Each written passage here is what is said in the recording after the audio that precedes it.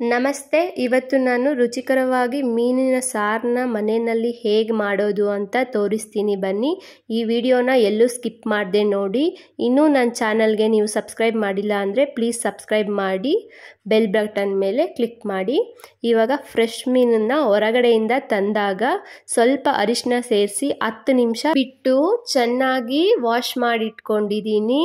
ಇದಕ್ಕೆ 1 ಸ್ಪೂನ್ ಸಾಲ್ಟ್ನ ಸೇರಿಸ್ತಾ ಇದ್ದೀನಿ ಮತ್ತು ಚಿಲ್ಲಿ ಪೌಡರ್ನ 1 ಸ್ಪೂನು ಸೇರಿಸ್ತಾ ಇದ್ದೀನಿ.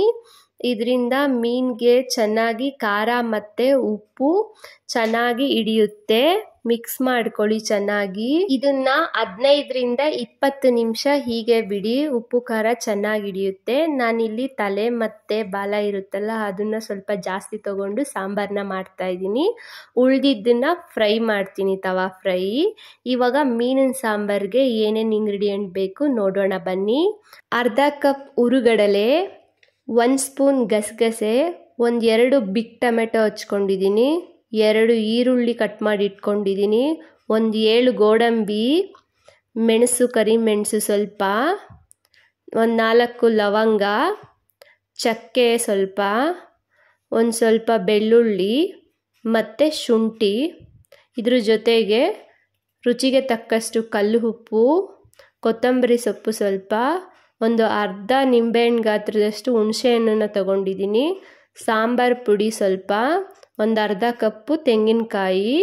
ಇವಾಗ ಒಂದು ಮಿಕ್ಸಿ ಜಾರ್ಗೆ ಈರುಳ್ಳಿ, ಗೋಡಂಬಿ, ಟೊಮ್ಯಾಟೊ, ಶುಂಠಿ, ಬೆಳ್ಳುಳ್ಳಿ ಮತ್ತು ಹುರುಗಡಲೆ, ಗಸಗಸೆ ಇದೆಲ್ಲವನ್ನ ಸೇರಿಸಿ, ಜೊತೆಗೆ ಅರ್ಧ ಕಪ್ ತೆಂಗಿನಕಾಯಿ ತುರಿನ ಸೇರಿಸಿ ಮತ್ತು ಕೊತ್ತಂಬರಿ ಸೊಪ್ಪನ್ನು ಸೇರಿಸಿ, ಇದಕ್ಕೆ ಸ್ವಲ್ಪ ನೀರನ್ನು ಸೇರಿಸಿ ಚೆನ್ನಾಗಿ ಗ್ರೈಂಡ್ ಮಾಡ್ಕೊಳ್ಳಿ. ಇವಾಗ ನೋಡಿ ಪೇಸ್ಟ್ ರೆಡಿಯಾಗಿದೆ. ನಮಗಿಷ್ಟು ಮಸಾಲ ಆದರೆ ಸಾಕು. ಇವಾಗ ಒಂದು ಬಾಣಲಿಗೆ ನಾವು ಎಣ್ಣೆಯನ್ನು 3 ಟೇಬಲ್ ಸ್ಪೂನ್ ಎಣ್ಣೆಯನ್ನು ಹಾಕಿದ್ದೇನೆ. ಇವಾಗ ಒಗ್ಗರಣೆಗೆ ಈರುಳ್ಳಿಯನ್ನು ಸೇರಿಸಿ, ಮಸಾಲೆ ರುಬ್ಬಿಟ್ಕೊಂಡಿದ್ದೀವಲ್ಲ ಅದನ್ನು ಕೂಡ ಇವಾಗ ಸೇರಿಸಿ ತಿರುಗಿಸಿ ಇದನ್ನು ಚೆನ್ನಾಗಿ. ಮಿಕ್ಸಿ ಜಾರ್ಗೂ ಕೂಡ ನೀರನ್ನು ಸೇರಿಸ್ಬಿಟ್ಟು ತೊಳೆದು ಇದರೊಳಗಡೆ ಹಾಕೊಳ್ಳಿ ಇವಾಗ. ಯಾಕಂದರೆ ಒಂದೇ ಸಲ ನೀರು ಹಾಕಬೇಕು, ಮತ್ತೆ ನೀರು ಸೇರಿಸೋ ಹಾಗಿಲ್ಲ.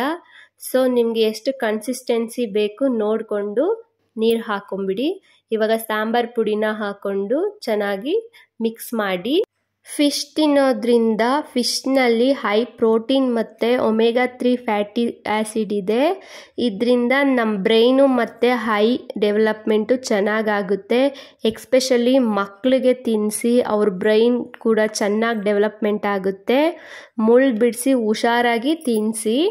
ಇವಾಗ ರುಚಿಗೆ ತಕ್ಕಷ್ಟು ಉಪ್ಪನ್ನು ಸೇರಿಸ್ತಾ ಇದ್ದೀನಿ, ಕಲ್ಲುಪ್ಪನ್ನು. ಇವಾಗ ಚೆನ್ನಾಗಿ ಮಿಕ್ಸ್ ಮಾಡ್ಕೊಳ್ಳಿ. 5ರಿಂದ 6 ನಿಮಿಷ ಚೆನ್ನಾಗಿ ಕುದಿಸ್ಕೊಳ್ಳಿ. ಹಸಿ ವಾಸನೆ ಹೋಗಿ ರುಚಿಕರವಾದ ಸಾಂಬಾರು ರೆಡಿ ಆಗುತ್ತೆ. ನಾನು ಹೇಳಿರೋ ರೀತಿಯೇ ನೀವು ಮಾಡಿದರೆ ಮನೆಯಲ್ಲಿ ಯಾರು ಮೀನು ಸಾಂಬಾರು ತಿನ್ನಲ್ಲ ಅಂಥವ್ರು ಕೂಡ ತಿಂತಾರೆ, ಮತ್ತು ಮೀನು ಸಾಂಬಾರು ಮಾಡಿಕೊಡಿ ಅಂತ ಕೇಳ್ತಾರೆ. ಅಷ್ಟು ರುಚಿಯಾಗಿರುತ್ತೆ.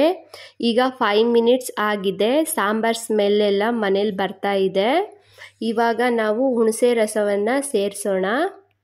ಹುಣಸೆ ಹಣ್ಣಿನ ರಸವನ್ನು ಕೊನೆಯಲ್ಲಿ ಸೇರಿಸೋದ್ರಿಂದ ಸಾಂಬಾರು ರುಚಿ ಇನ್ನೂ ಚೆನ್ನಾಗಾಗುತ್ತೆ. ಲಾಸ್ಟ್ನಲ್ಲಿ ಮೀನು ಪೀಸಸ್ನ ಸೇರಿಸ್ಕೊಳ್ಳೋಣ ನಿಧಾನಕ್ಕೆ. ನಾವು ಬಾಣಲಿಲಿ ಮೀನು ಸಾಂಬಾರು ಮಾಡೋದ್ರಿಂದ ಒಂದ್ರ ಮೇಲೊಂದು ಮೀನು ಕೂತ್ಕೊಳ್ಳಲ್ಲ, ಫ್ರೀಯಾಗಿ ಹಾಕ್ಬೋದು. ಸೊ ಮೀನು ಕೂಡ ಬೇಗ ಬೇಯೋದ್ರಿಂದ ಒಂದ್ರ ಮೇಲೊಂದು ಹಾಕಿದ್ರೆ ಒಂದೊಂದು ಕೆಳಗಡೆ ಕಲಸೋಗ್ಬಿಡೋ ಅಂಥ ಚಾನ್ಸಸ್ ಇರುತ್ತೆ. ಇದರಿಂದ ಬಾಣಲಿನಲ್ಲಿ ಮಾಡ್ಕೊಳ್ಳಿ, ನೀಟಾಗಿ ಬೇಯುತ್ತೆ. ಮತ್ತು ಇದನ್ನು 2 ನಿಮಿಷ ಹಾಕಿದ್ಮೇಲೆ ಮುಚ್ಚಿ ಕುದಿಸಿ ಸಾಕು. ಮೀನು ಚೆನ್ನಾಗಿ ಬೆಂದೋಗ್ಬಿಡುತ್ತೆ. ಕೊನೆಯಲ್ಲಿ ಕೊತ್ತಂಬರಿ ಸೊಪ್ಪನ್ನು ಆ್ಯಡ್ ಮಾಡಿ ಫ್ಲೇಮ್ನ ಆಫ್ ಮಾಡಿ ಸಾಕು. 1 ಅವರ್ ಆದಮೇಲೆ ನಾನು ಮೀನು ಸಾಂಬಾರನ್ನ ಹಾಕೊತಾ ಇದ್ದೀನಿ. ಯಾಕೆ 1 ಅವರ್ ಆದಮೇಲೆ ಹಾಕೊತಿದ್ದೀನಿ ಅಂದರೆ ಮೀನು ಜೊತೆ ಸಾಂಬಾರು ರುಚಿಯಾಗುತ್ತೆ. ಸೊ ಸ್ವಲ್ಪ ತಣ್ಣಗಾದ್ಮೇಲೆ ತಿಂದರೆ ಇದ್ರ ರುಚಿ ಇನ್ನೂ ಚೆನ್ನಾಗಿ ಅನಿಸುತ್ತೆ. ಈ ಥರ ಮೀನು ಸಾಂಬಾರನ್ನ ಮಾಡಿ ತಿನ್ನಿ. ಈ ವಿಡಿಯೋ ಇಷ್ಟ ಆಗಿದ್ದರೆ ಪ್ಲೀಸ್ ಸಬ್ಸ್ಕ್ರೈಬ್ ಮಾಡಿ, ಲೈಕ್ ಮಾಡಿ, ಶೇರ್ ಮಾಡಿ. Thanks for watching this video.